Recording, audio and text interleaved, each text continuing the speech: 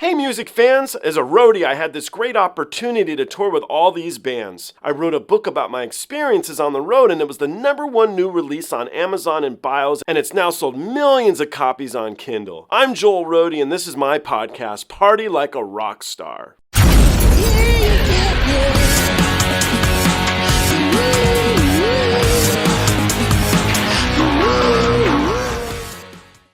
Have we ever heard of a young man by the name of Dimash? Don't know Dimash. I've never heard of Dimash. Let's do this. Bring on some Dimash. This was a total luxury for me. You know, a lot of you guys, I'm going to say criticize me, but that sounds kind of mean. So a lot of you guys said to me, I really need to know more about the acts that I have on my channel. So when guests ask me questions, I know all about them. Well, it's hard. I react to a lot of people. I got a lot going on. And I don't know a lot about him. And so I said, hey, I came out video and I said, hey, if any of you super fans could clue me into some of the guests that I react to and inform me, that would be great. With no misinformation, please. No misinformation. I try to boost these people. Anyway, the luxury part, what was really cool, was Ladybeard reached out back to me and said, hey, I'll tell you about me. And I was like, oh, wow. So it was very exciting for me. I'm a very big Ladybeard fan. I hope you are too. If you're unfamiliar with Ladybeard, treat yourself, indulge. Very, very talented person. You can learn more about Ladybeard in Ladybeard's band, Babybeard. You can find Babybeard information at Babybeard_Japan. Or if you want to learn more about Ladybeard, you can do so at Ladybeard_Japan. Something else that's really cool, if you're not already watching Ladybeard's podcast, you should definitely jump into the mix and do so. It's good stuff I've been watching. And you can find Ladybeard's podcast at Cat with Beard on YouTube. Guys, thank you ever so much. I hope everybody enjoys these as much as I do. He is, of course, here in my next segment of Road Dogs and Rock Gods. Let's see what my new friend here, Ladybeard, has to say. Let's do this. This is Dimash. Dimash is from Kazakhstan, and this is a track called SOS. Okay, so this was from Kazakhstan. Kazakhstan. You don't hear about a lot of artists coming out of Kazakhstan and getting exposure in the greater world, do you? No, well, Dimash is going to change that for sure. So Right. he is very popular right now, and he's becoming more and more popular. He's really, truly talented singer. And so this track, SOS, was the first track I listened to him. It wasn't this version, actually. But this is a fan favorite. And so we'll see if it's a Ladybeard favorite. All right. Light me up, Dimash. I can't wait. Here we go. Do it. All right.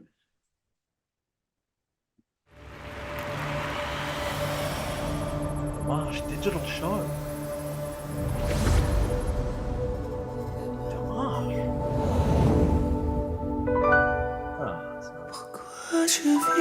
Oh, wow. Pourquoi je meurs? Pourquoi je ris? Pourquoi je pleure?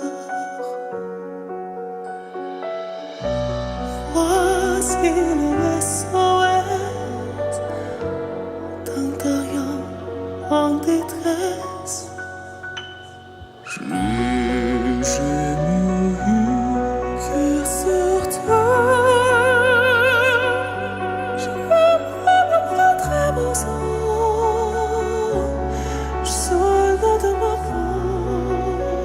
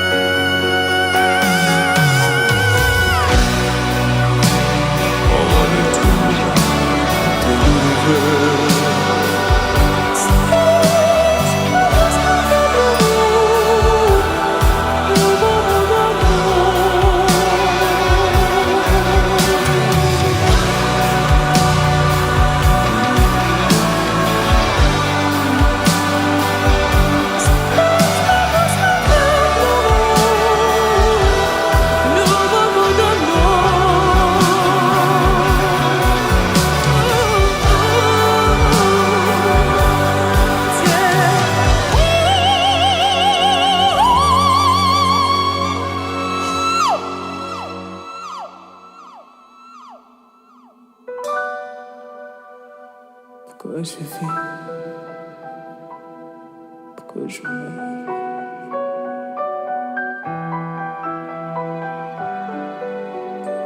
Pourquoi je ris? Pourquoi je pleure?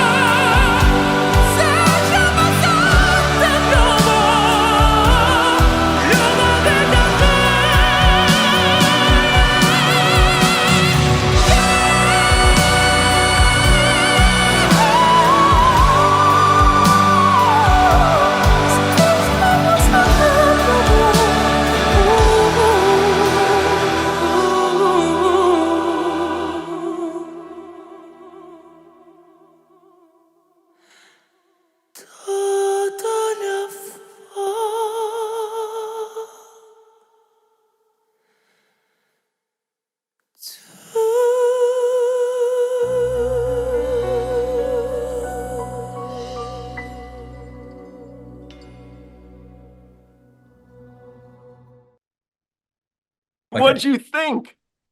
Well, okay, so first things first, visually, a very spectacular presentation with very limited spatial resources. So this says it's from 2021, so I guess it's in the middle of the pandemic. So this would have been there and do a show and send it out to the world via the waves performance. Incredible video package, incredible video and lighting package. That moment when the wings behind him started to flap, I was like, oh, this is incredible. Dimash himself looks awesome. It's very, very handsome. And he's styled like a K-pop star. So I was waiting for the moment when he was going to start busting out the dancing, but that never happened. Instead, we had this remarkable folk opera performance. I have to tell you, I am woefully uneducated about Kazakhstan as a country and as a culture. So what's Dimash doing here? Is this influenced by Kazakh folk music in some way? Or can you tell me about Dimash and who he is? So the song's actually this particular, so he speaks or he sings in, I mean, it varies. Some say 14 languages, some say 19, but they put it in the comments. So but he sings in a lot of languages for sure. This particular track's actually French. It's in French. Really? Yeah. I heard something that made me say, wow, Kazakh sounds like French. Yes, in the middle. Okay, well, there we are. That would be what's happening then. But he does sing in Kazakh, and it's fantastic stuff. It really is. Beautiful, isn't it? It's remarkable. And he does play. He's a musician as well. So it's a very, very talented person. Tell you what, he had very good microphone technique. When he went for that nice loud high and he pulled the mic up here, I was like, good, Dimash. Good mic technique, my friend. That was excellent. Very impressive. That was a thing of beauty. Yeah, where did this vocal style come from? Do you know about his vocal influence or training?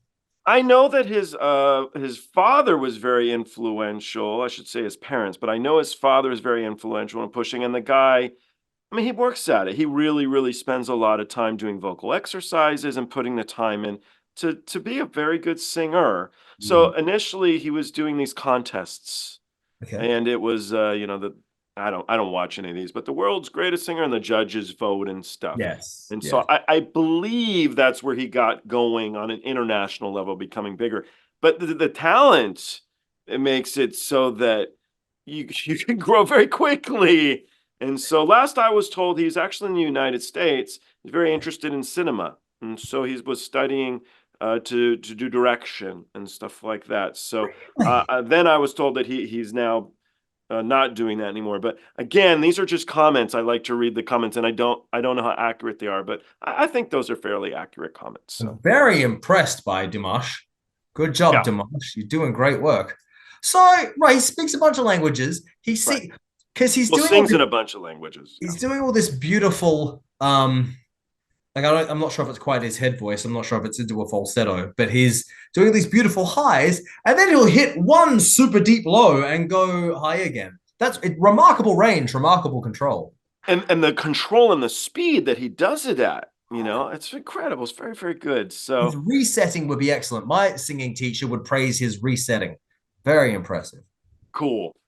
Well, I'm glad you liked it. And so him as a young man, and it makes me think of a question for you. So I'm 46, actually, and many of my friends now have children. All right. And my friend's daughter was in 5th grade at the time when I started my podcast, and her friends got together and collectively came up with what's probably my favorite question to ask guests. And the question is, when did you first feel famous? And so I ask you this, but bear in mind, it's from a 5-year-old or a 5th grader.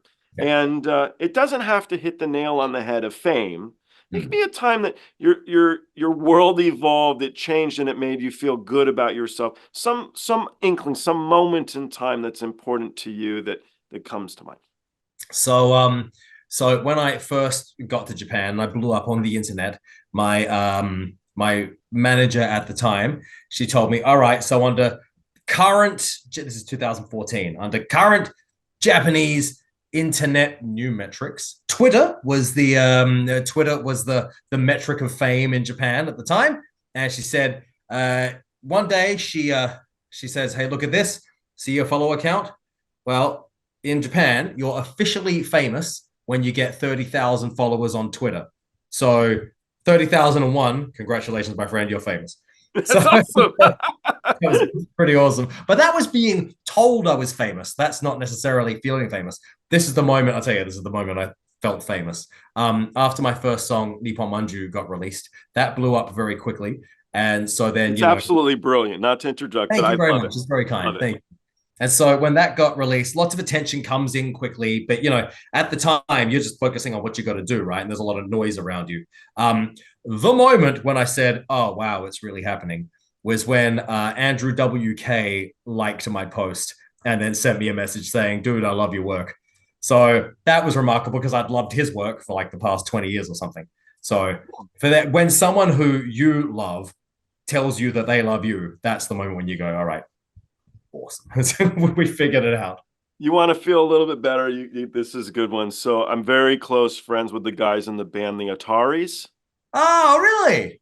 And San Diego's high school football rules. That's very cool. You know that. The Hello. singer of the Ataris is a very big Ladybeard fan. Get out of here. Can you introduce it's totally me? True. I love them. Yeah, they're very excited I was going to have you on. And it's totally true. Totally true. I was listening to them literally last Saturday night. Oh, cool.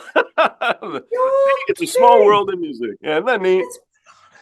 The guys from the Ataris, I saw them live at a festival in Australia called Offshore in like 2002. Okay. Yeah, they got some dates. Actually, they're going to be doing some stuff, and they're putting a lot together. They're great guys. So anyway. Wicked, please send them my love. Please hook us up because I'd love to talk. Hook us up with Skid Row too. I'd love to talk to them. It'd be sick. Snake's a lot of fun. If we bring Snake on, we got to talk with wrestling. You guys are terrible. The two of you will go on and on and on and on. Really? Snake is encyclopedia of wrestling. Is he really? Insane. He'll know more than I do then. Okay. I brought Snake on with Damian Sandow. If you know, Aaron is a very good fan. Them, it was 3 hours of them talking about wrestling. I got a very good tutorial. Really? Yeah, you're mates with Damian Sandow? Very close friends. Awesome person. That is excellent. He used to do the microphone like the whiskey glass while he had his robe on. That was fantastic. He's brilliant. Okay, let's jump into the next one here. I know you're very familiar with baby metal, obviously. It's very clear. But are you familiar with the show The First Take as well? The First Take, Fast or Take It. Fast or Take It. I know the name. What's the show? So what the concept of the show is that you have one take. Oh, yes, you do one take and it's just your first run, isn't it? Yeah, that's right. Yeah. So Baby Metal's track Monochrome, I'm pretty sure you've heard of it. Have you seen them perform it on The First Take? I have not. Okay, I loved this performance. Let's see what you think. All right, here we go.